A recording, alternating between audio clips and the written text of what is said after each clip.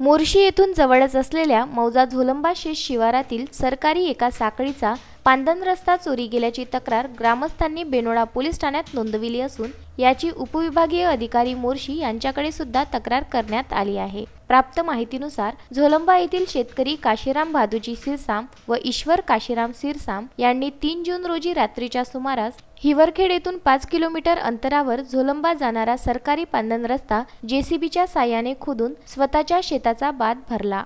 त्यामुळे शेतकऱ्यांचा शेतात जाण्या येण्याचा मार्गच बंद झाला। पावसाळ्यात शेतीची खरीप हंगामातील कामे कशी करावी, शेतमाल शेतातून कसा आणावा असा बिकट प्रश्न शेतकऱ्यांसमोर निर्माण झाला आहे। अन्यायग्रस्त शेतकऱ्यांनी उपविभागीय अधिकारी मोर्शी, तहसीलदार वरुड व तलाठी ममदापूर, अन्यायग्रस्त शेतकरी गणेशराव धोटे, नंदू ढोकणे, विजय मेंढे, बाबासाहेब धोटे, रमेश गुडकरी, हरिदास तिजारे, विश्वजित काकळे, चरणदास तिजारे, सतीश धोटे, शिरीष धोटे, विजय धोटे इत्यादी शेतकऱ्यांनी निवेदनाच्या माध्यमातून न्याय देण्याची मागणी केली आहे।